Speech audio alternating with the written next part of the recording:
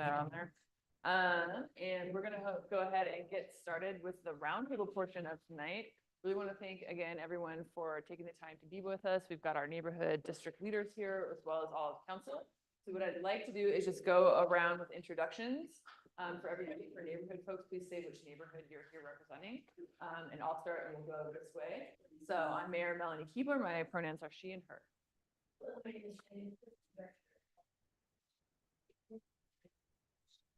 And sorry, I already failed. For everyone who's watching online, we do need to use these microphones. So folks are gonna have to kind of share hand one to the other. The microphone, some of them are the little small ones, some of the ones that stick up. So Brooke, if you could use that microphone to share for Megan, and we'll share around as we introduce ourselves. My name is Brooke Olson. I use the pronoun she and her, and I'm an associate city attorney at the city of Bend. Megan Perkins, she, her, and I'm the mayor pro tem. Good evening, Ted Bayer with Aubrey Butte Neighborhood Association. Pronouns are he and him. Tamara Houston, Larkspur Neighborhood Association, pronouns are she, her.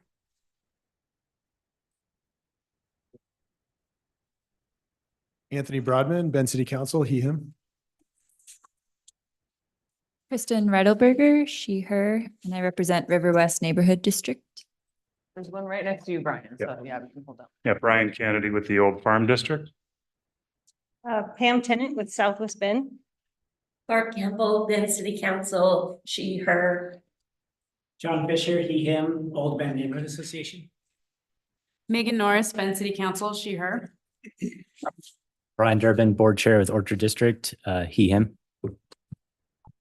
Oriel Mendez, he, him, Bend City Council. Will Green, Summit West Neighborhood District, he, him. Mike Riley, he, him, City Council. Jana Ruby, she, her, Engineer, Transportation and Mobility Department. Mike Krantz, Chief of Police, City of Bend.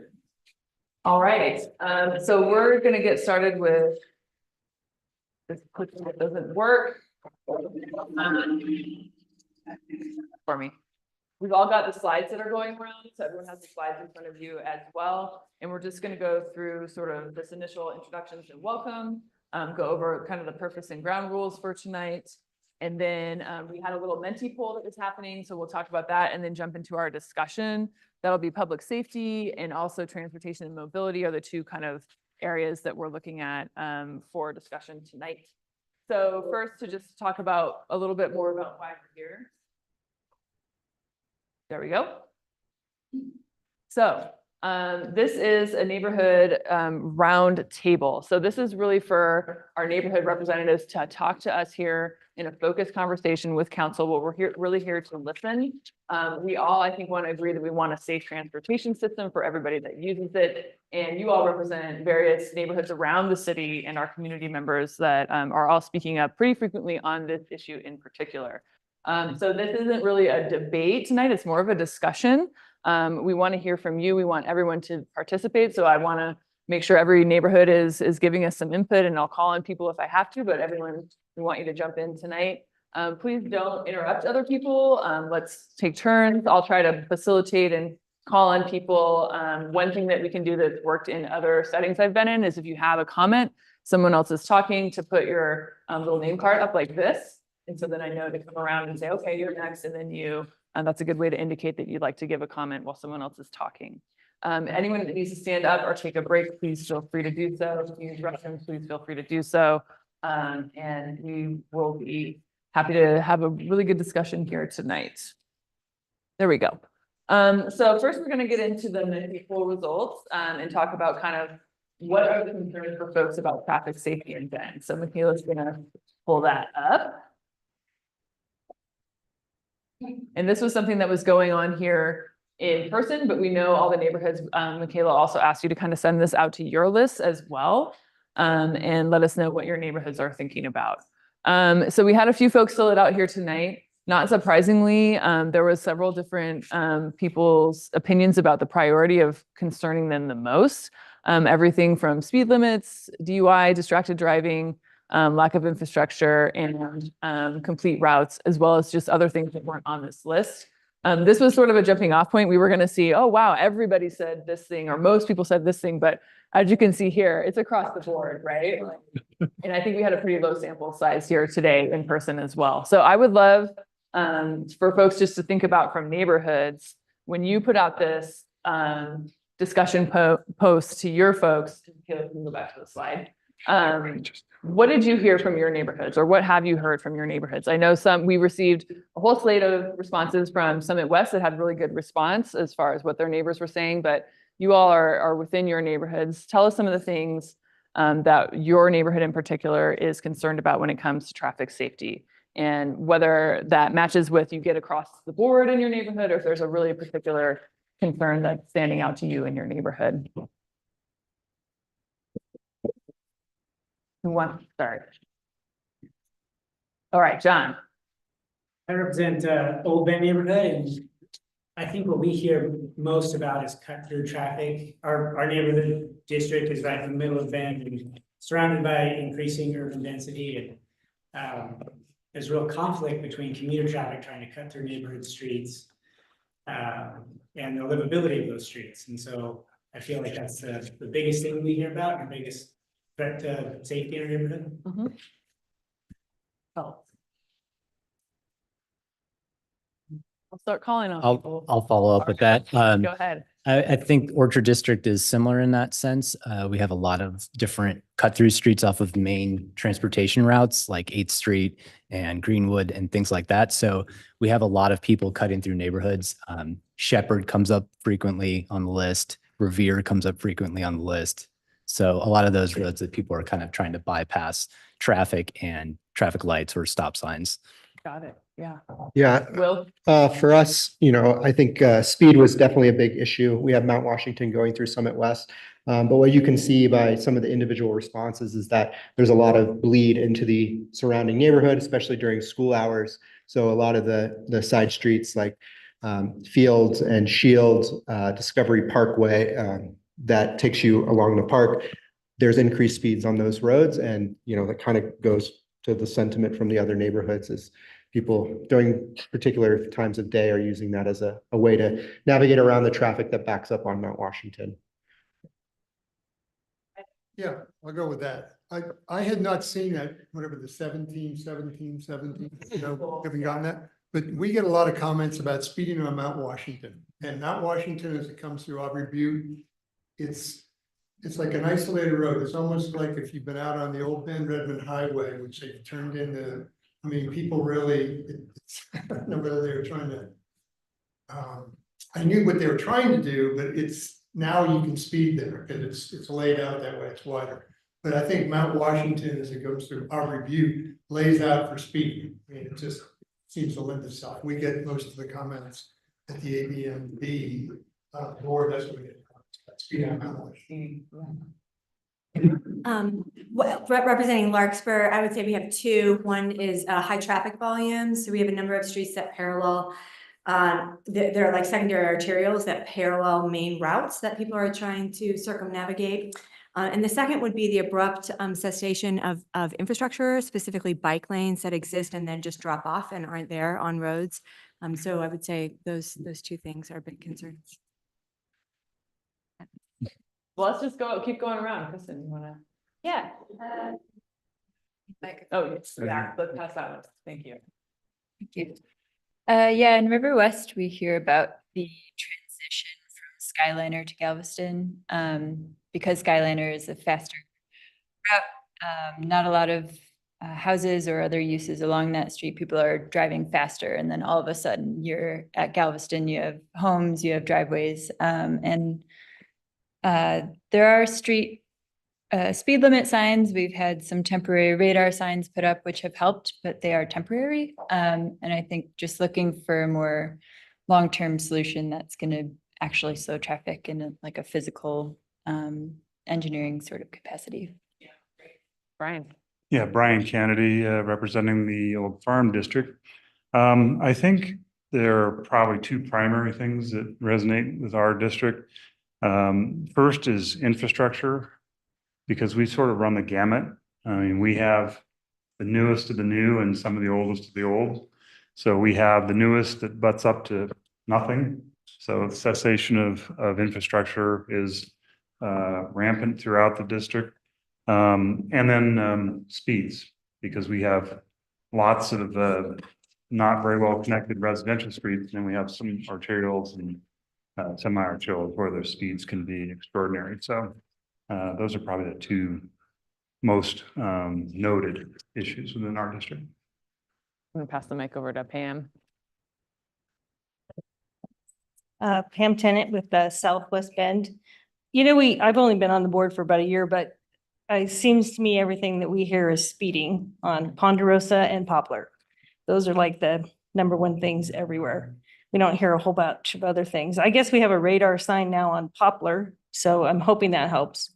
We have one gentleman in particular who's clocking people at like 50 miles an hour going down that road. And that leads to a school, and people use it to get to the Brookswood Plaza. So it's kind of become more of a thoroughfare for people. And it's used to being a residential kind of area. So I think for us, that's the biggest thing right now. Great. Well, thanks everyone. Yeah. Clarifying point, when people say speed, if you could just clarify whether you mean speeding in excess of the posted speed limit or whether the posted speed limit is too high. Let's just do a little hands pull. When you were talking about speeding, are you just talking about the cars are just going too fast? Forget the speed limit, cars are going too fast. Or are we more concerned with excessive? They're going over the speed limit. And Kristen, yeah, I mean both, right? Yeah, but good question, Councilman, that's, yeah. Okay. Okay, that's a pretty good segue. Thank you for that. I think we just kind of wanted to see who showed up. What did they answer? Is it wildly different than neighborhoods? I don't think so. I think we're hearing a lot of the same things. Will, and then we'll get into our next segment. I think another like clarifying point is it's a lot of times from the perspective of someone who is attempting to cross these streets, right? So the vantage point of the individual making these comments is not necessarily another individual in a vehicle, but someone who is outside of the vehicle and seeing that, whether they're living on that street or trying to get from point A to point B on a bicycle or walking, making these types of comments. So that's, you know, kind of a critical aspect of. Yeah. Okay. So thank you for that little exercise into sort of level setting there. We're going to move into more public safety and Chief's arena here. He's just going to give you a little update on where we land in the goals as far as what our council goals say about traffic enforcement, in particular traffic safety, and then we're going to have a discussion about automated traffic enforcement. So Chief. Sure, thank you. And you were here earlier, I talked a bit about traffic enforcement and our reason for getting into that, which was really driven by city council's goals for the 23-25 IM of creating the strategy of reducing service demands through partnerships, use of technology, alternative response, and community education. Particularly this action item is the use of technology. So how do we use technology to really increase or have better efficiency and implementation of enforcement, really, because that's what we're talking about here is automated enforcement. So the action item for us, for the police department, was to evaluate the automated traffic enforcement program to improve traffic safety. So we completed an evaluation. We've talked with a lot of other departments who have implemented systems, not only in Oregon, but in the West Coast, even some throughout some other areas of the United States. As many of you know, traffic enforcement through automated radar systems, so camera enforcement, has been going on for over 20 years. Over those years, the systems have gotten better and better and better, requiring really less labor on the back end. And labor, when I mean like police officers, staffing it, doing all the work, creating a lot of work in the back end for having the personnel attached to that. So now the technology is much more advanced. It's much more automatic, and it really just requires review processes, and state laws caught up with some of this new technology as well, which wasn't caught up through last session. So it really has increased our ability around particularly red light enforcement intersections. That wasn't an option previously. So that's where we're moving. We've done a lot of research and education, and that's really one of the important things. It's also in state law that we educate our community about what it is these systems are, where they would be, and have these discussions. So we get really valuable input from our community. And like I said earlier, this was not a project as much driven by the police department or even city council. It was really driven the direction because the community has been asking for something different and asking for enforcement of public safety. So this is critical that it's not the police department saying this is what we're doing to our community. right? We're not putting a traffic enforcement, automated enforcement program in without the buy-in and advocacy from our community. That's really what we want and need. I think it's critical that you all share this information, that you have the networks that you're engaged with or that you know about. Talk with those networks about automated enforcement, because a lot of people are kind of, they question it. What is it? I'm just going to get a picture in the mail and all of a sudden I'm going to have a ticket. And, where's the fare in that process and how does it work? And it's just a money-making scam, right? So there's a lot of questions out there. You've heard a lot of information. We'll share more, but share it, because this is really community driven. And that's what we want, is the buy-in from our community. Not only do we have 10,000 people. I think it changes every day I hear it, living here, but we also have millions of tourists a year. We also have a very large daily commuting pool that comes into our town and uses our streets. Some people drive safely. And then I was speaking with someone earlier about the 80-20, right? Is 20% of people are the folks that we really need to work on around change of behavior. So where are we at right now is we're conducting the process for an RFP. An RFP is sending our needs out and having vendors provide proposals for us for a contract for installation of our system. And then once we have that in place, which we're hoping by fall, then we'll work on the full implementation. And again, we're shooting for that mid to late July. And I think that's aggressive given the amount of construction that has to happen with these systems. They put them on posts. They're in concrete, they feed electrical, there's a lot of work to it. They have permits. For certain areas, we have to work with ODOT. If it's anything on a state highway, like Highway 20 here, Highway 97, we have to work with ODOT to get approval, similar to what you saw about the speed change, in that we have to send a request in, ODOT Region 4 reviews it, ODOT headquarters has to approve it. So it's not just a given that it goes on a state highway. And many of you know our state highways are some of the fastest problematic areas for us. Highway 97, speed limit is 45. Regularly, we get a lot of speeding activities there, some very high. Highway 20 here, again, it's a big straight area. We get a lot of crashes, a lot of speeding problems. So those are areas that we really want to probably have these systems at, based on the data, to help our community be safer. Yeah.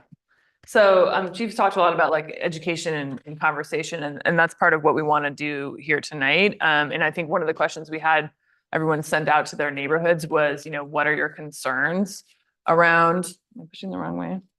All right, Michaela, can you go to the discussion question slide, please? Thank you.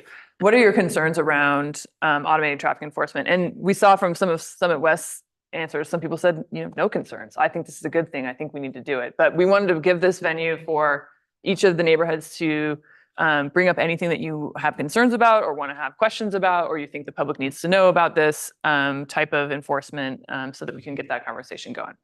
Brian.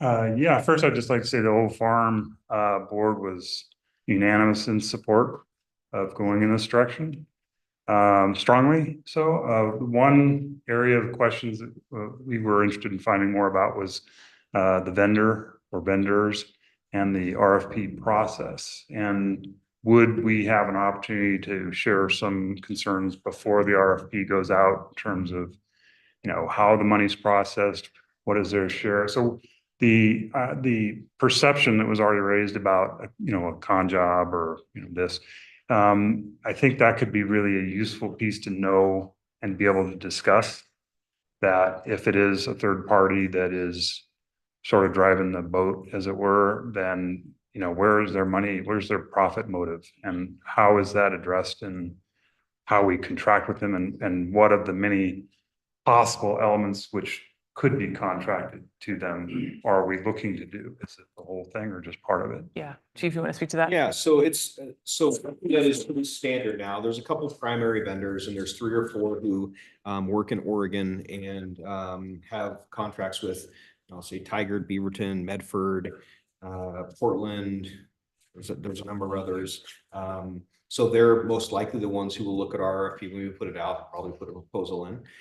Generally, our proposal will be pretty specific around, we're looking for something that doesn't cost us any money. And I know that sounds pretty crazy, right? We want it free. But essentially, we don't want money going out. We don't want to pay for a product. We don't want to buy the system. We don't want any expenses. The way the system gets paid for, and this is pretty standard now in photo enforcement vendors, is they take a fee right off the top. So when a citation is paid, they take whatever their fee is, and that's how they pay for their entire system, and they charge us as a city, nothing else. So that's really critical up front. That'll be our number one thing, requirement in the RFP. And then sometimes that fee varies from $40 to $49. It's generally around the same area. It's not a huge variance. Yeah. Is there the opportunity for escalating fees there for, particularly for the lower income folks? Or they, if they're unable to pay the citation fee, is the vendor then an opportunity to collect more money with escalating fees, or is that? So the vendor does not have anything to do really in the back end of citations and fees. That really is on this court, municipal court, all those citations. So once a citation is issued, it would be just as if a police officer gave it to you at a window. Once they'll be going through an affidavit process where the vendor sends out the notice with the photos, and then you have a chance as the person receiving the citation to say, that wasn't me, this car's not registered to me, I've looked at the picture, it's not me. And then basically that gets sent in to the court, and the court can determine whether that's a valid citation or not, and ultimately they end up dismissing it if it's not. But once that's done and it becomes a citation, it's just as if anyone else got a citation. The court has programs to where for lower income or folks in need of some sort of assistance, the court does those programs. It's not the police. We don't decide that, just as if when we're doing a traffic stop, we don't decide that at the curbside of who we're going to give a lower citation to or not. That's really here with the judge determining this. Thank you. And Chief, did you say $45 or $50 is the fee for the company per citation? That's generally, and that's not an exact quote right now. That's generally what we're hearing. It'll go out in the RFP, and we'll have that opportunity for people to put in their bids or their proposals. But that is generally what we'd be looking at, is when a citation is paid, a flat fee off the top goes to the company to pay for it. And that pays for all of the equipment, all of their time of doing they collect the citation, they do the initial analysis, they send the citations out, then they send us basically a verification link. We verify, we issue the citation, they read it back. So there's a whole administrative process in the back end. They also then do all the upkeep, all the service. We have to do nothing. And that's really is what we want. We want a system that we're not having to hire somebody to maintain, to put in the permitting, the engineering, all the work that goes along with that. That's really what that covers. So just to clarify, Chief, so if someone said they're given a citation, it's $100. There's not an extra fee added on to that. You just take that $100 that would usually come to the city, and you just take $40 of that and send it to them, right? Similar to that breakdown I showed you, that's a percentages, right? It goes to the state, to the city, and to the county. Ultimately, there's those percentages break down. There would be a fee off the top of that gets paid to the company. But it's not increasing it for the actual citation number, right? Okay. Yeah. So I'm sorry, is the Go ahead, vendor then Brian, yeah. motivated to have more citations issued? I'm sorry. The vendor motivated to have more The citations? vendor doesn't really control the citations issued. They only can get the pictures of the people who violate the law. So I'm not always going to say I'm certain the vendor is motivated by profit. They're for-profit businesses ultimately in the end, right? They're not for profit. They're not government, but they're a vendor that's only ultimately what they see and what we've experienced with other cities that we've talked to, as well as what the vendor is, that they really see a return in about 3 years. And then ultimately they also see such a drastic change that frequently they're no longer needed at that intersection. So they've changed behavior so much to where their investment is no longer necessary or really paying any of that money back. So then we look for where are problems? Are we still having problems in the city? Or, I mean, ultimately I'd love to say we never need these again because we fixed all behavior.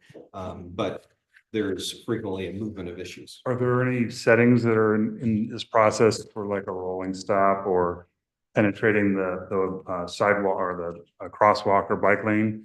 Yes. Is that something that's interpreted, or that's just the law and that's what it is? It is the law.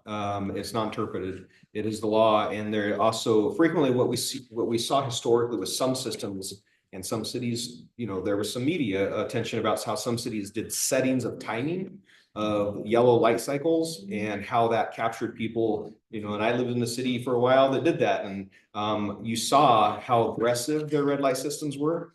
They no longer connect into the signaling systems. So now they're all based on a photo of the light. So when the light turns red, that's when it starts activating the stop line picture. So it's pretty clear. You don't just go in and tweak the settings a little bit to like turn it up or turn it down. It's really based on, so it's an independent system, no longer connected to the traffic signals, and it operates, it has a sensor directly at the light, as well as the other cameras that take in the front and backs of vehicles. Do you have a question or? Okay, yeah.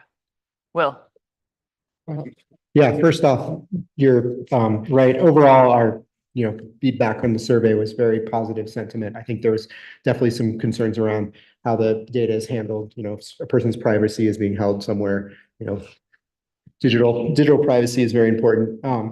But one thing I wanted to kind of touch on, seeing the map and knowing that we're going to have the mobile things, a lot of us are representing, all of us are representing neighborhoods, and some of those have freeways and highways going through them. But a lot of the intersections we talked about were not necessarily where residents are living. I think Cooley is going to become a major concern for people, especially once we get that fully functioning for people cycling. And there's a lot of bike paths and lanes going in, which is phenomenal, but there's going to be a lot more conflicts.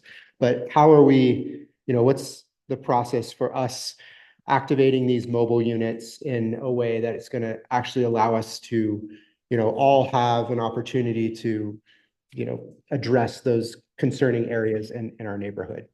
So part of that process is, so the vast majority of the sites are fixed, but we've looked at the option of adding a mobile unit, a mobile speed unit to that, because the specific exactly what you're talking about. Mount Washington is an example. Century is a good example, like a bunch of streets that are straight and long, and people like to speed on those. So it's important that we have an option to be able to move an enforcement mechanism around, and that's why the mobile trailer is really valuable. We think we haven't set up a full system yet of how we'll intake complaints, but it would be some complaint driven, but also data driven. And that's an important piece. Is we need to look at the roadways and say, okay, this roadway, the speed is X. We have these, we have systems out right now measuring speed, and we can say, this street has a speed issue. The worst thing we could probably do with a system is set it somewhere it really doesn't have a speed issue.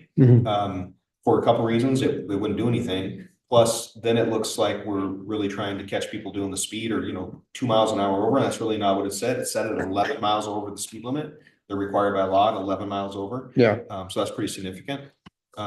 So it'll be both, right? Complaint driven, but as well as just data. Yeah, and maybe one other thing is, people are making choices to go be on a street, not as a driver because of speed. So there may be a reduction in potential crashes because people are choosing to not go try and cross that road or try and ride their bike on that street because people are speeding on that road. So it's hard, like, how are we going to look at the data, but also look at the, the choices certain people are making because the speed is high on a particular road. I mean, Mount Washington, again, goes through our neighborhood, and we have a lot of people who bring that up as we have 2 schools that are on opposite sides. We have children crossing at various spots. We've gotten some great NSSP projects to happen in our neighborhood to increase crosswalks and those sorts of things. But I would bet, based on a lot of the responses, that people are choosing to walk at certain times of the day, walk their dogs at certain times of the day because of the speed, and choosing like what things they can do outside of their car based on the speed that's happening there. So you're not getting the crashes because the people aren't feeling safe to even attempt to try and do that activity. Yeah. So I think that's why it's important to have the input, as well as like, just you can go out and lay down and just measure speed data as well. It doesn't have to necessarily just be crashing, but that's a good point. Okay, so I see Ted and then Tana. Yeah, I think, your slides, Chief Krantz, about 96% of people say speeding is an issue. I guess that's the best. So I think it's important that you roll this out and that people, the community gets notified any number of ways. If there's going to be this automated traffic enforcement, number 1. Number 2, maybe my legal thing, and just been living in California too long, but whatever program you have, it's obviously got to be enforceable, number 1, I mean, legally. And 2, if it's coming through the municipal court, if a citation, somebody has the opportunity to come in and this becomes the place where let's make a deal, I think that's gonna undercut your efforts to do that. So I don't know what you're gonna do with that piece of it in terms of, if this is what it's doing, it's gonna be a citation, and then somebody comes in and pleads their case as to whatever. Yeah, that's exactly what people will have a right to do is to come in and just like they would any other traffic ticket. So I don't see that it would be any different than that, right, Chief? Yeah, I mean, I think that ultimately is, Well, the difference, let me interrupt you. The difference theoretically is like with DUI, there was somebody involved, so that an officer will come in and testify, or he doesn't show up, and it's not, this is automated. So it Yeah, maybe really, explain that. yeah, Yeah. so it's, that portion is not. So the police officer still has to review the material and the Okay. evidence, Yeah. issue the citation. good. It's electronically, it gets sent to the company, then it gets sent back to the registered owner. And ultimately, if the person chooses to go to court, like I said, it's from the point of where you get the citation in the mail, it's just getting a citation as at the window of your car. Everything is the same. The police officer has to come, testify legitimacy of the product. Okay. We could bring the vendor in if they need to provide professional evidence to the judge. We're working with the municipal court on how this process works. So there, it really is essentially the same. And Judge Rocco really takes the approach for a lot of first-time offenders, which we agree with, that traffic school is a good thing. Because again, we're not just trying to collect a citation, right? We're trying to change behavior and educate people to be better drivers in their community. And we think traffic school works. At least it does for, we've seen it, right? It works for a time. And then sometimes people You need a forget the reminder. lessons they've learned. Need a reminder. I Yes. would encourage you, let people know that it's gonna be reviewed by Yes. a police officer before it's sent out. Because otherwise it's just, you know, an automated ticket. And that is in state laws. The Good. process is identified in state law as well. Yeah, good feedback there. Okay, Tamara, Ted, if you put yours down. I hope that I have a few questions, but I think they're quick ones. So I just want a clarifying question. Are we prioritizing lights and intersections versus streets? There's a little bit of both. Okay. So there's part of what we do, and kind of a lot of the data I shared was what they call intersection red light photo enforcement. So those are at intersections, right? And that's the majority of where our crashes occur. Sure. But then we also have speed enforcement two ways. We have speed enforcement, and they call it speed on red or speed on stop. It kind of depends on the company, but basically it's also a speed system inside the red light. So when you get people to speed up to try and make the yellow, that's a violation of speed, obviously, which also is one of the leading contributors to crashes. And then the second way is that they can have fixed radar along certain areas. Like we did some traffic studies around speed, and this area out here at Highway 27, just up the street about 3 blocks, we've reached phenomenal speeds. 80 miles an hour in a 24-hour period, a lot of speed. So 3rd Street is we had 3 different studies on 3rd Street, all very high speeds, not intersections, just along. So there's both options. Okay. I'm just going to add maybe to my question. This isn't a question, but really, I fear that if we are cameraing the lights, we're going to drive people to the secondary arterials and force the high speeds without enforcement. What I heard everybody from the neighborhood association say is that they're worried about streets in their neighborhoods that aren't maybe major intersections with a light, and that's where their constituents are concerned about. So then I heard you say something about a mobile enforcement device. So I just want to see if I'm clear on this. Are we just going to have one of those that moves around town and all the other cameras will be at lights? We don't know if I'll have 1 or 2. We're still working on the RFP. on Okay. What that may look like and how Okay. that system may work. We may not have any to start with. It Oh. may be a phase in with the company. It just depends on the RFP and how we put that together with the proposals. Okay. The driving to others, arterial streets. I haven't heard a lot of that feedback from other agencies we've talked to. Probably because the time savings would be a little bit negative. I don't know if it really would save time.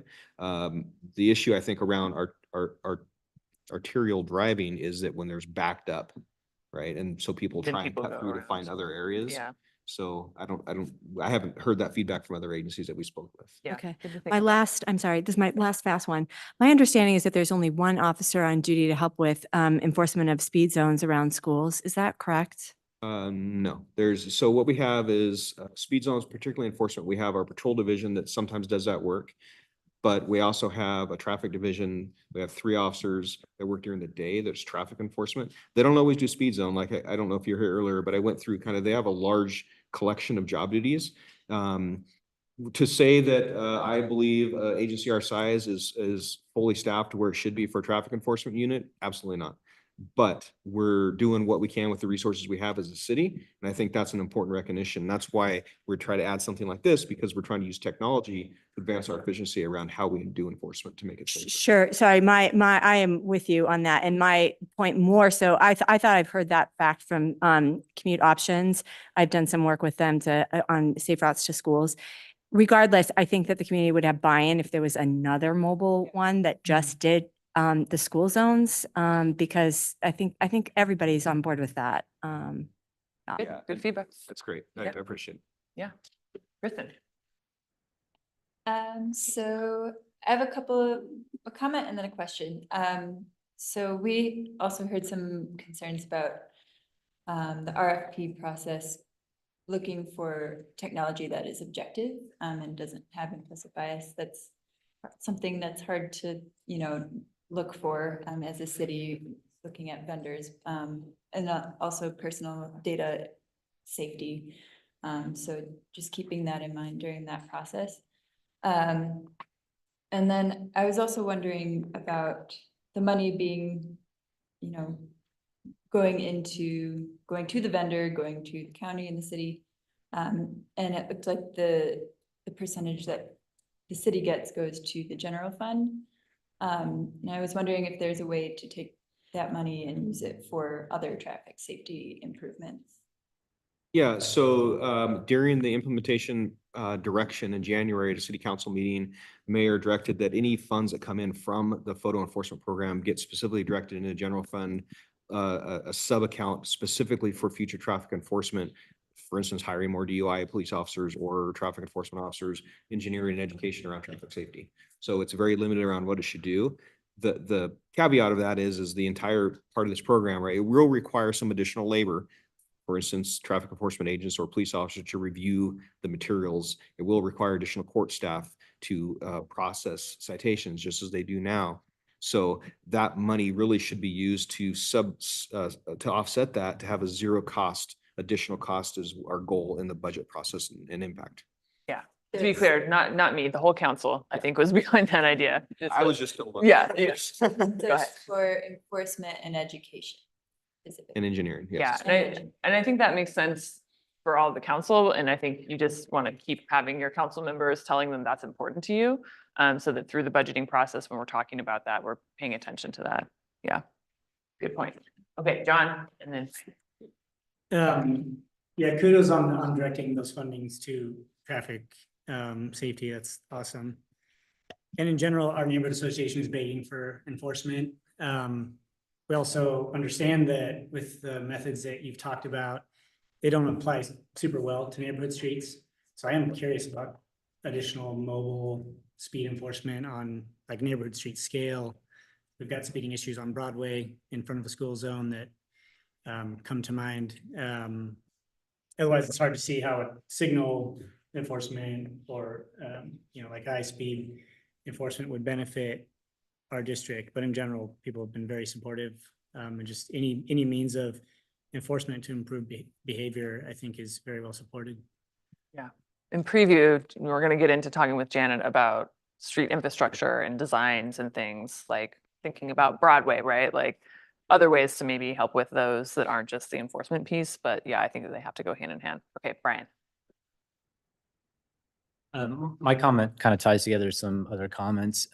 This was a question and comment from a member of our neighborhood, specifically about how, kind of what Will was saying earlier, if the streets are sort of designed for speed, then putting in automated enforcement can maybe get people back to the baseline. But if the speed is already too high and people aren't able to use that street in the ways that they should for other purposes, walking, biking, or even just general safety, then what other considerations are being put forth to consider that and make sure that we can have alternative routes for transportation in our city? So it's a little bit of an open-ended question, but kind of more of a comment. Yeah, thank you.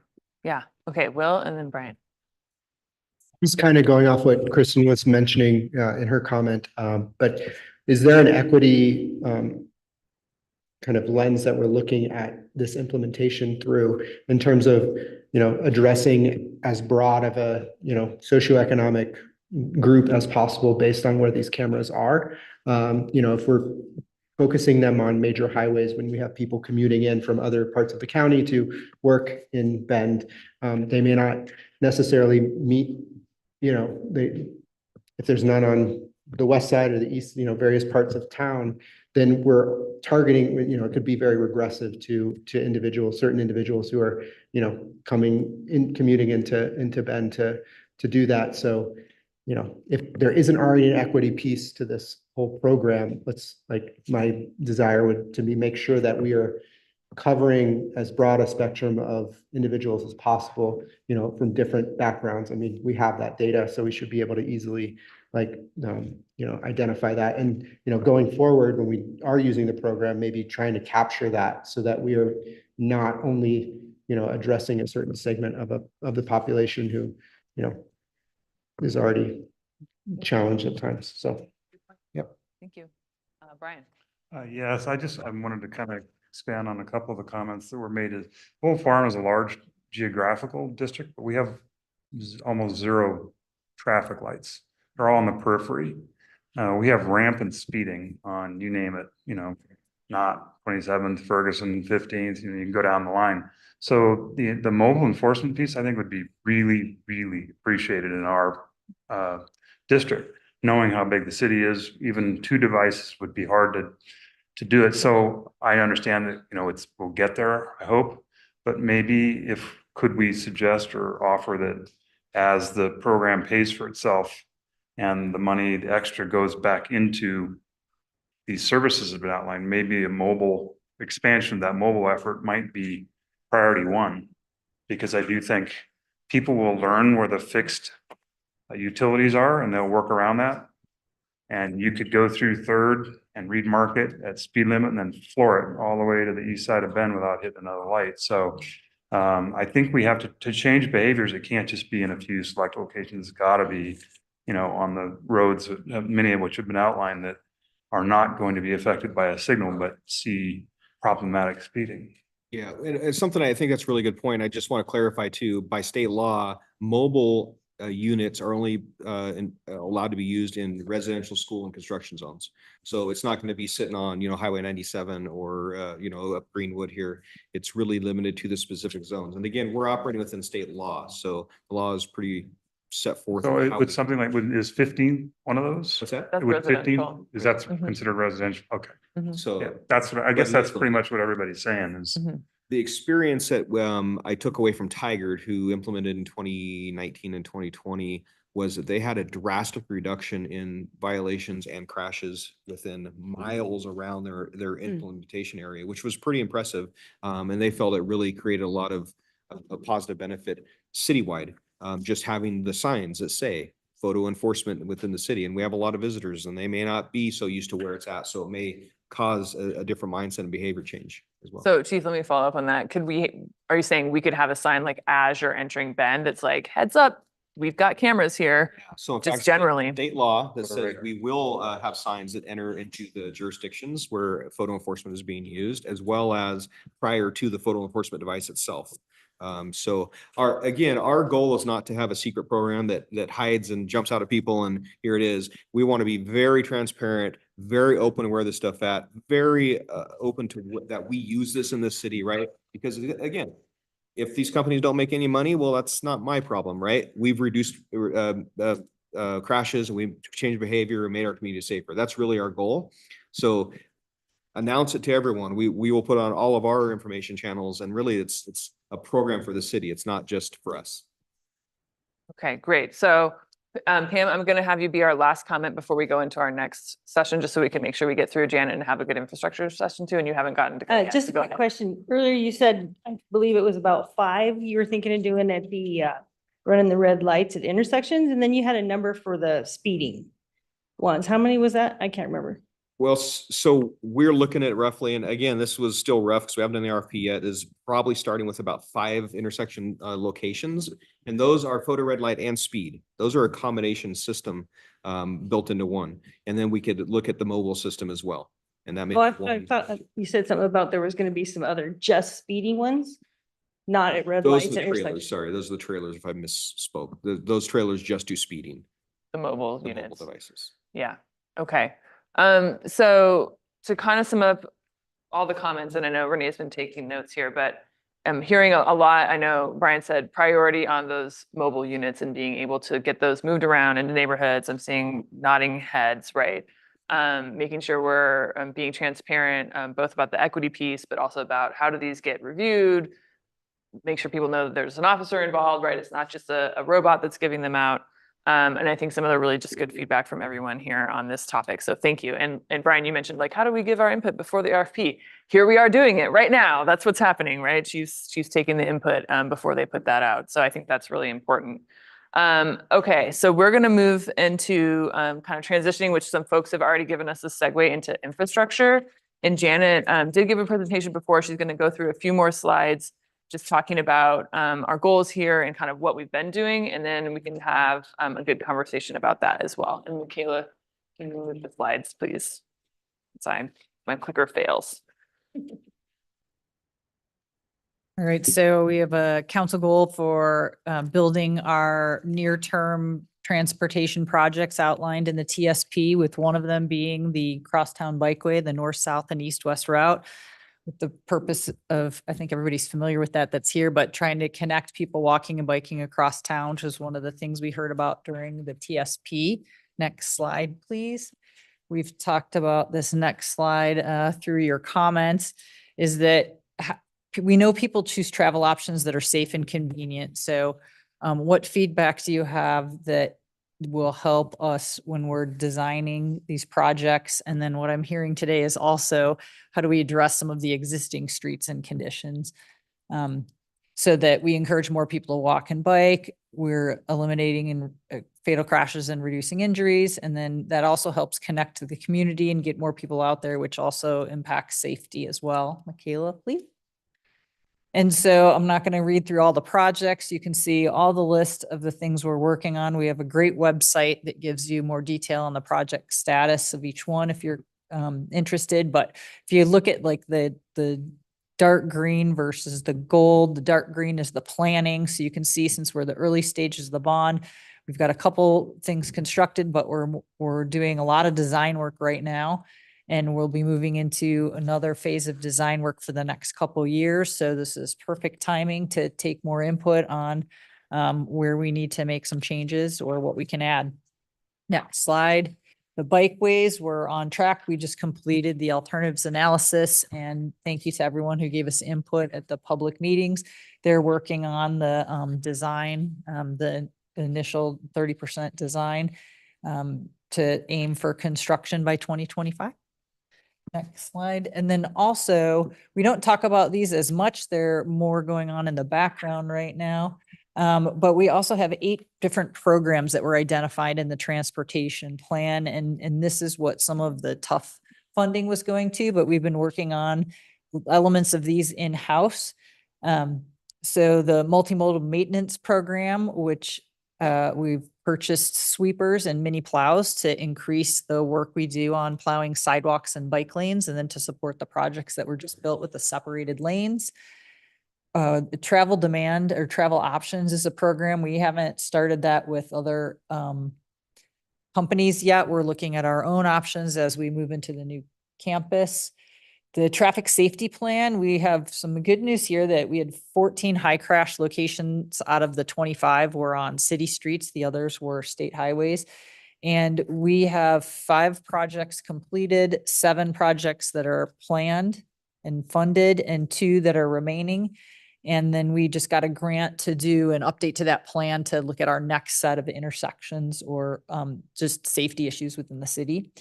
The bike program developed the wayfinding sign, which there's an example out in the hall that we'll be using with the bikeway project to help direct people to our greenways and bikeways. The pedestrian program, we've completed the first phase of a citywide survey to identify prioritizing walking routes. Most of our conversations to date have been on the bikeways and the bike routes, which also can serve pedestrians, but this is more specifically looking at the walking routes and the dead end connections, I think, that people brought up here. How do we prioritize? What do we connect first? Mobility and curbside management. that could fill up a whole discussion on its own, but we've implemented permit parking and the parking technology for parking spaces and enforcement. And then the intelligent transportation system. A lot of this has been behind the scenes to date, updating traffic signal controllers. But if you travel down 27th Street, you might notice there's been some timing changes and improved some of the through movement and even the left turn timing in the last month when we were able to use our new technology to change the plan. So that's the programs, Michaela. And then what I know I've probably spoken with many of you about is the different types of tools we have. And I just did the list. We talked a little bit more about them previously, and I think everybody here is familiar with all of them. They're applied to both the initial design, right, and quick build to fix the existing conditions. There's a lot of conversation about speed and enforcement. If the street looks wide and open, you're going to drive differently than if it's built or things are added to help you slow down and give you additional visual clues. So we're working on expanding our toolbox for those and implementing those for the most effect. And so the next slide, how will we apply your comments and what tools are we going to use going forward? We have a lot of opportunity coming up as to where we'll be evaluating that. And my slide over there.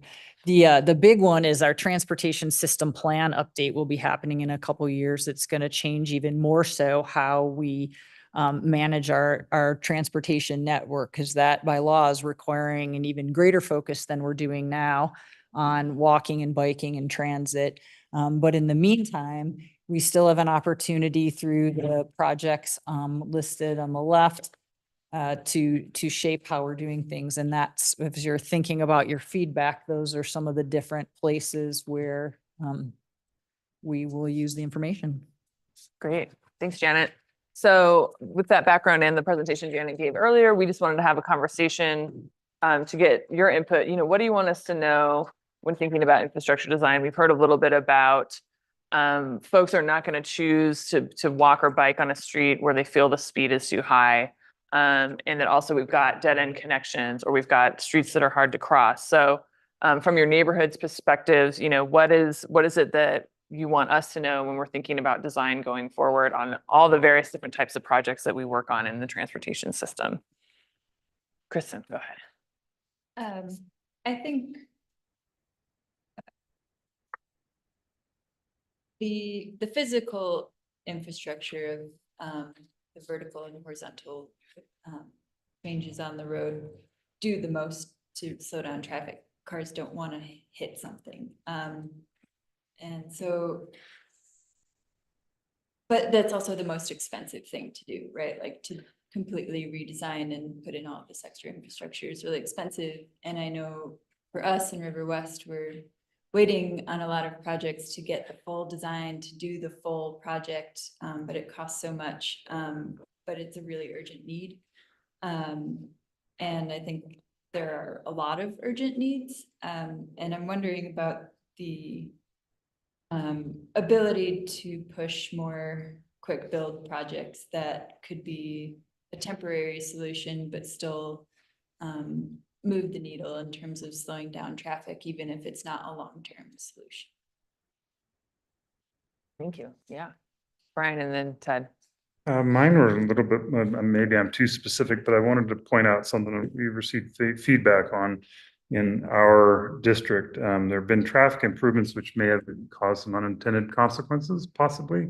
2 instances at 15th and Twin Lakes and 15th at Desert Woods. We have, I'm sorry if I don't have the right terminology, but semi-protected crosswalks.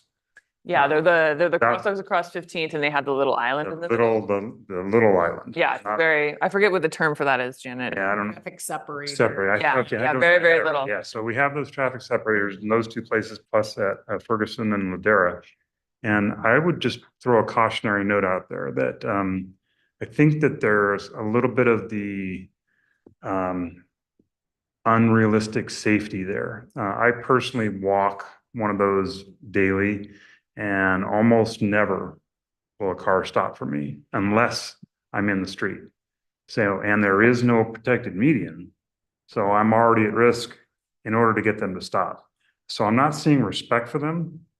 One, two, in most of those, I'm seeing I think the caution sign, which is because you now have a raised, Yeah, there's like a little the sign at the. black and yellow Yep. stripes. Mhm. Well, it's right in the driver's view of the stop for pedestrian sign. So if you're approaching that in a vehicle and maybe you're not in a truck, you're seeing that and your eyes are moving, but you never saw the red must stop for pedestrians because it's behind it.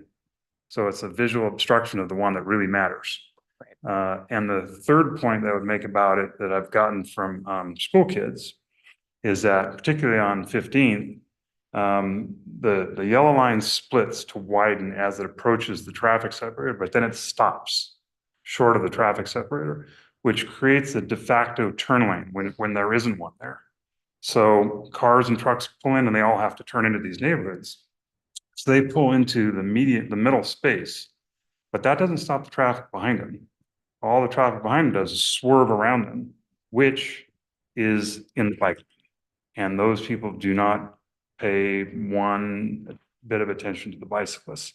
So you've got schools up and down 15th, and that is a really risky corridor to ride a bike on because of those are 2 or 3 instances where we've put something in the road that is causing traffic to divert and intrude into the bike lane. So I've just, when we talk about doing things quickly, I think it's great, but I think if we do that, we need to circle back and say, what are maybe some of the unforeseen consequences of these fixes? Because a turn lane would be the right thing there, but we don't have the room for it apparently. So we did this. And that is, maybe it's accomplishing something, but it's putting your most vulnerable at risk. So I just wanted to highlight that specific thing. Thanks, Brian. Yeah. John. Oh, one thing, Janet, that I didn't see on your list of safety tools was modal filters. We talked about this a little bit earlier. I would like to see that in the city's toolbox. I think Orchard District has similar instances where you have a grid of neighborhood streets that shortcut the arterials, and we really would like to see those streets for livability and for bikes and peds and not for cut through traffic. And I'd love to see modal filters in the toolbox, and I also very much second the quick build option. It would be nice to see creative solutions tried at a faster pace. I noticed in Tumalo, they built speed humps out of rubber mats in a construction zone as a temporary measure because it was diverting a bunch of traffic and onto a neighborhood street. And I kept thinking, gosh, if we could put those up like next week on the street that is currently an issue, and it's going to be an issue for like our best chance is that it's going to end up in the CIP in the next 5 years, right? So in the next 5 years, is there something we can do on these streets that we know are problems, that we hear consistently feedback that this is a dangerous scenario? What other tools can we implement quickly? So quick build and modal filters are my 2 thoughts I'd like to share. Thank you. Yeah. And go if ahead, I could Janet, just yeah. add that I used diverter to represent that, so I Okay. should have had it. So they are on there. go. They are in the tool. So Yeah. Will. Yeah, first off, I mean, we got a lot of great, ideas and responses from our survey that done the gamut of kind of all the stuff you mentioned on the toolkit, narrowing streets and, adding bike lanes and sidewalk, continuing sidewalks where we have gaps and those sorts of things. I was fortunate enough to join participate, and I think you were there, Janet, as well, the design workshop with the Dutch planners. And, their big comment was, we try to mitigate as many of the mass conflicts as possible. So trying to separate the various mass objects, so cars from bikes and bikes from people and all the various things. So, that's a big one that we push for. And again, modal filters is very valuable in being able to do that. And I think, on our side on Summit West, we run into the challenges of, I think this just came up in our chair is here, and we, had our emergency preparedness chair participate in a county discussion around evacuation routes. And I understand that's definitely an aspect putting a boulder to stop a car from going through a street is not easy to move if we need to evacuate. So I know there's a lot of decisions made for that particular reason, but are there solutions that we could come up with that allow flexibility in, hopefully majority of the time filtering masses from each other, and on an unfortunate situation, allow us to have that access to be opened up. Yeah, and I think there's a lot that I could comment from, but yeah. Good point, yeah. Good to think about. Okay, Ted and then Tamara. Ted, can you pull the mic to you a little bit? So folks watch. Sorry about that. Thank you. I guess the stepbrother of the unintended consequences. There's a lot of different initiatives going on that you're all trying to satisfy. You got climate friendly communities. You want to do bike and pedestrian stuff. You want to do that.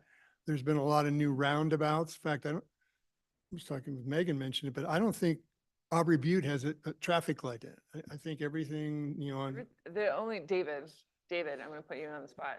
The only traffic lights west of, on kind of the west side are like Arizona, Colorado, the box factory, right? That's it.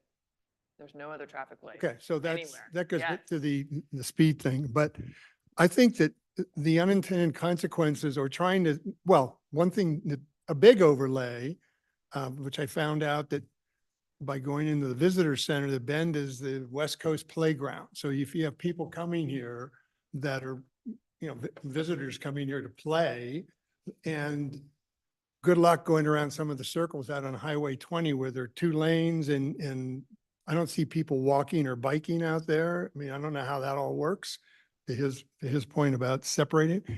But it's a really tough thing that you're trying to do, managing all these initiatives and not having unintended consequences. I mean, I just had something happen to me on Mount Washington a week ago. I was riding, I'm a mountain biker. Sometimes I do on the roads.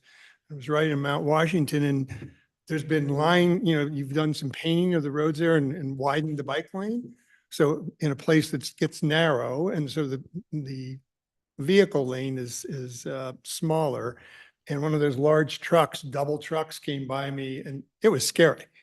And that's the last thing I would say.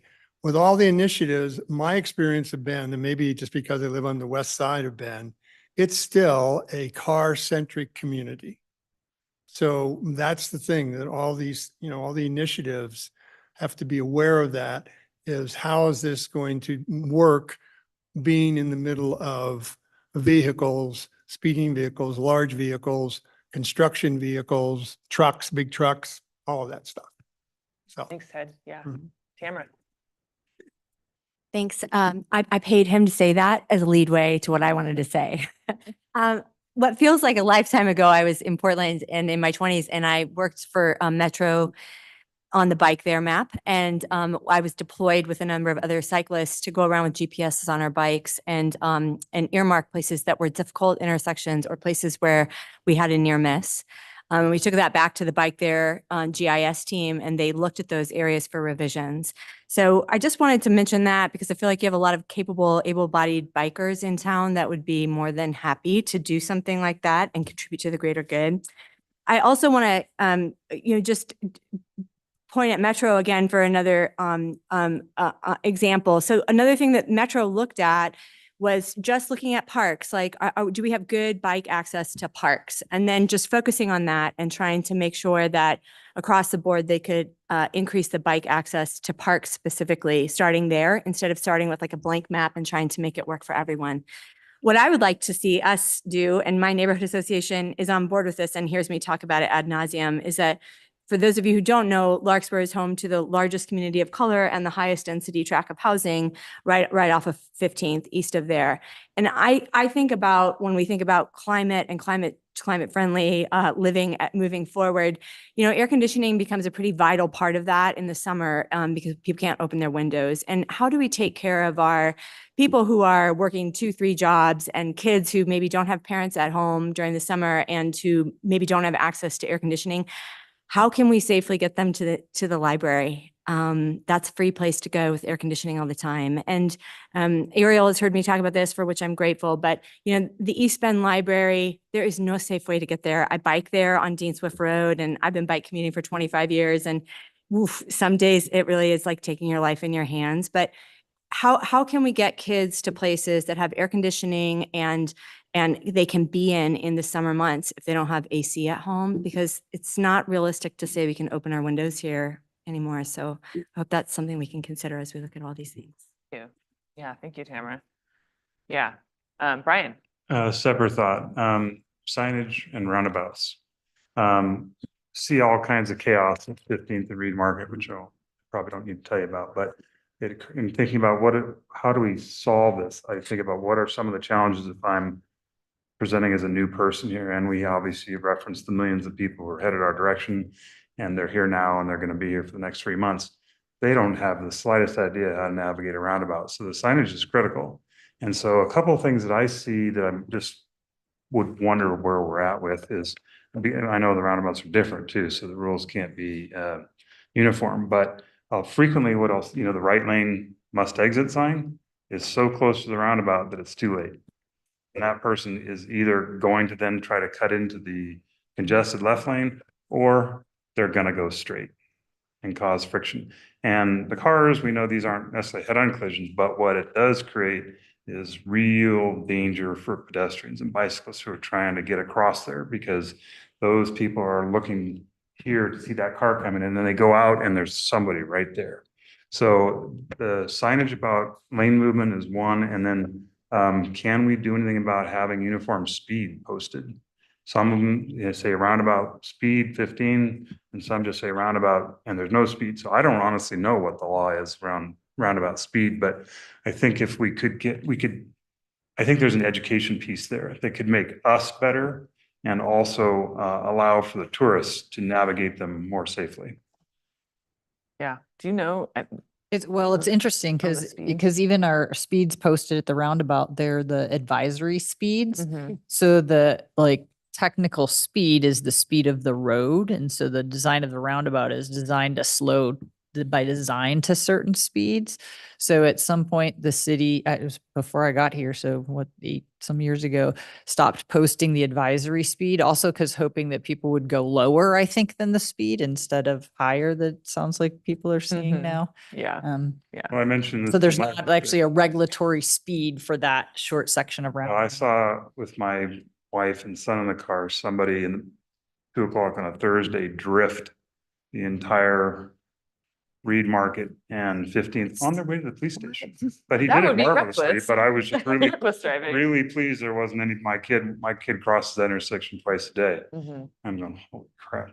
Yeah. They just have no fear. So we need to do something to regulate behavior so that people aren't left to their own device to guess what they're supposed to be doing. Thank you for that. We just installed some new signs at 27th and Butler Market roundabout. So we'll see if that helps the lane assignment there a little bit, and that might be something we can extend through. Yeah. Thank you. Yeah. Well, do you have another? Okay, go ahead. Yeah. Yeah, one other thing that was mentioned on the survey was, alternatives outside of biking and walking. We have CET, but they're, challenged with things to expand their network, and that would be a huge improvement for people that want to have a choice to not drive all year round, right? The challenge of having good bike paths and things of that nature, while we have the plows now to maintain them in the winter, it is a choice to bike in the winter, and we have a lot of hills, not like some countries where they're able to bike all year round, and then getting people back out onto their bike in the spring might be difficult once they've gotten to their vehicles. So some alternative. David Avis's crew was in our neighborhood the other day doing some restriping, and every time I see that, I'm like, that's the safest day to bike on that street, because there's cones that are preventing people from driving on the fresh paint. And it's funny because very quickly by the end of the summer, especially on the corners, and it's an interesting dichotomy that we're talking about, design speed, but again, when we're driving a car, we want to cut We want to be as straight as possible because we're lazy and we don't want to turn the wheel that much. Which is why all the stop bars get worn out as well. But is there a thought to, instead of wasting paint every year on the corners, to maybe put something a little more permanent that could be swept with our new sweepers now that we have, something that can go in between that gap between the curb and the road. But it's just interesting to know, like, here's what we can clearly see the offense every year. Like, this is where the road is being, where people are going outside of the roadway to go faster, most likely. And we're repainting over it every year and acting as if it's not an issue when it's like very clear that that's where we're having people go outside the roadway. So.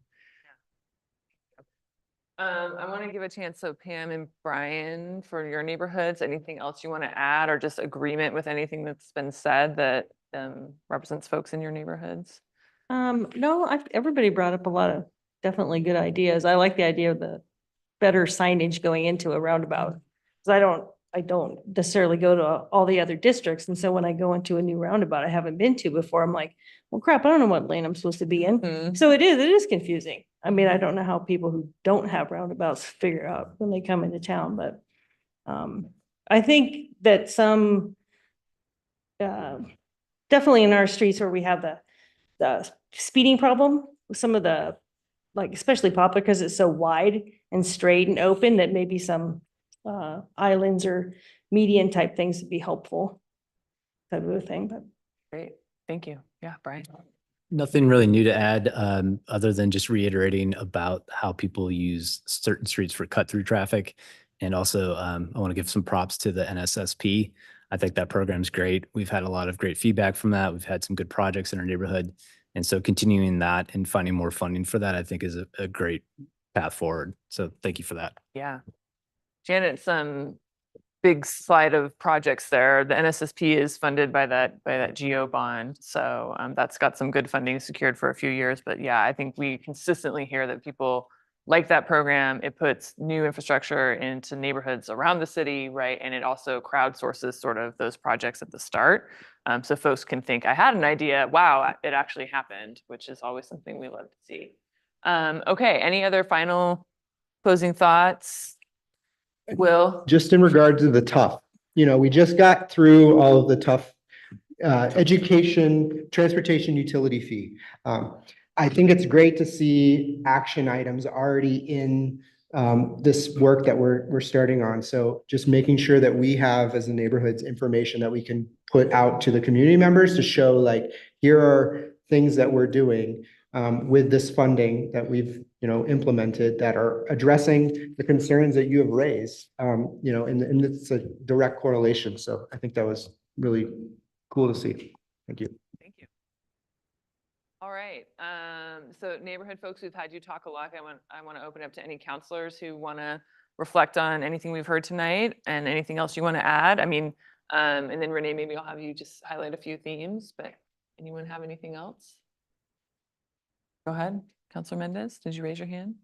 I know. I think that this is actually really great. I know this is showcasing one of our new initiatives to engage with the community in a different way, and I feel like this was really successful because we're focused on a really specific topic. We hear a lot of different things, but with some pretty big common themes. I think I was just reflecting on the two big parts of this. We have the automated enforcement, and I feel like I want to be clear about the limitations of automated enforcement. It's not a, one big solution that is going to fix everything. I think it's going to be helpful, but this is why we also have to talk about the street design, which is, I think, what your question was getting at. So works together, complementary, and I think this is really helpful. I had one. Yeah. Maybe it's more of a question, and that's just if, I don't know, especially from the Old Bend or the Orchard District, if you guys have any thoughts about anything else to say about cut through traffic. I mean, I know it's a concern across the community, but it seems like those neighborhoods have maybe a different set of issues, just in terms of how they're constructed and the density and that kind of thing. I think modal filters and diverters, which I think you're putting into that. Yeah, If there's anything else you have to say about that, because I've heard about it a lot from people in those. Yeah, ours is very specific, and it's a structural problem with the way that the streets are laid out. Yeah. And causes 3,000 cars a day to go down Sizemore and which is a historic street, and the conflicts are daily, and we hear about it often. For as long as I've been participating, it's been the #1 issue. So when I talk about the quick build solution, it's like people in our neighborhood are ready to get out there this weekend and put up some modal filters themselves. So yeah, I think staff is aware. We've done everything we know how to give input on like what the problem is, and the solutions are hard and they're pretty aggressive. It's basically doing a grid of filters to force cars onto the arterials. It seems like what it's going to take to really preserve neighborhood streets. So I would love the chance to share more about that, but I won't waste everyone's time. But it is, for us, it's super specific, and it's a structural problem with how the streets are, once the parkway went in and where the exits are. So it is very consistent and very pointed. We don't quite have the tools to really fix it right now. Trying to get some stuff happening a little faster is part of what you're saying. Yeah, for Orchard, it's kind of similar in the design and layout of it. Orchard is fairly a grid system in most of the streets, and there's a lot of heavy commuter streets intertwined in there and also parallel and kind of bordering all. So it allows a very easy opportunity to cut through because those streets are right there and it's going to be in the same direction, parallel. Like, for example, 8th Street, it's very easy to go over on 9th and go straight down to Greenwood because it's the exact same travel direction. You don't have to make any turns, stops, anything like that. So a lot of it's just the layout and design that it easily affords that cut through traffic because it's the same route of transportation on that 2nd Street. Thank you. Can I add one thing? I will say, as a cyclist, I recently said to someone that the biggest change for me as a cyclist, and I've been doing it for 25 years, is that where I used to focus on cars behind me or coming in the other lane, I am now constantly looking to my right for who's going on a cut through street and slamming on their brakes at the stop sign like that. I feel like it's constant. It's funny, we're having this conversation. Do you have a mic, Megan? Oh.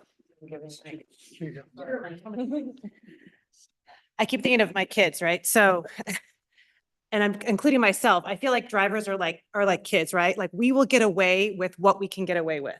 And so we have to have all the tools in our toolbox to stop us from trying to get away with what we can get away with, right? So we need roads that make it harder for us to go fast. And we need, we need to get a ticket in the mail that says, by the way, you just ran that light. And, so I think that what we're having a conversation about today, most of all, is stopping our sort of our instincts, our child instincts from just trying to go as fast and as dangerous as possible so that we can just get there.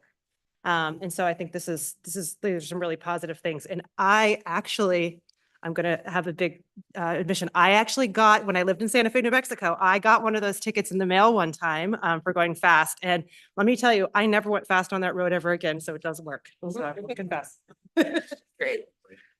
Okay. I think we kind of did a little bit of a summary of themes, but Renee, if there's anything else we talked about, and we will put together some notes, send those out to everyone who participated just to capture what we talked about here today. And so that we can use that going forward as input into our decision-making. Anything else you want to point out? Well, we talked about the automated traffic enforcement program. I feel like you did a nice recap there. Yeah. So when looking at what concerns do you have about traffic safety in Bend, key themes were cut through traffic, speed, we heard from many neighborhoods, high traffic volume, and the use of secondary arterials, the abrupt lack of infrastructure, and then as Brian said, new infrastructure and older. That seemed to capture everyone. Yes. A lot of good. Okay. Great. And then you want to go through tools? We feel like we have. I think we just did that, so I think we're good. Good. Yeah. So as always, this was a great conversation, but if you have something that pops in your head later, you want to send to us, please do send it to us. Oh, I forgot to say, or I thought of this additional idea. Thank you especially for the feedback on the automated traffic enforcement, because we want to hear from folks about how best to help everybody understand that program. So I thought we got some really good comments on that today, and continued, some of it has been going on for years, but the continued input about the concerns on infrastructure and how we can deal with that Brian, you want to close us out? I have a quick question on terminology for Janet, because and a discussion we've had, and I don't know if rumble strips is the right term. For the cutouts that are in the ground, is that the rumble strip? Because I didn't bring it up because I wasn't sure of the right term, but in regards to bike lanes, and it was already raised earlier about the intrusion into them. Is that a feasible approach for like Reed Market? If you go to Reed Market and Fourth, there is no paint on the bike lane because everybody just cuts the corner. And to your point and to others and mine, certainly, I'm not riding that. If I don't feel safe, forget it. So, Do you think that would help if there were rumble? well, you know what? I think it would train people because I followed somebody up Obie Riley and I watched this driver invade the space. I mean, so aggressively that I thought the person was going to hit the dirt outside of the bike lane. They just use it as road. And she violated that space 35 times between Tumalo and getting into Bend. I thought they just don't, that's just an extension of the road. So I think if we could use those, they're annoying as hell. And so once you started catching yourself, like, I don't want that, get out of it. Pretty soon if we put them in places, if it was functionally, if it worked, and it seems like the cleaners would work, it would hold paint. They wouldn't go away, a lot of times we see paint down at the end of summer, when we're going into winter, and it's not of much use anymore. So this felt like maybe it could be more permanent, and it's the education piece more than anything else, because it doesn't do anything to the vehicle, but it does, hey, you know what, you're in somebody else's space. Little nudge, one more nudge to stop our childlike behavior. I mean, if that was Yeah. economically worked, then I would say that we could look at all these places where cars just, wipe out the paint, which tells you they're doing it.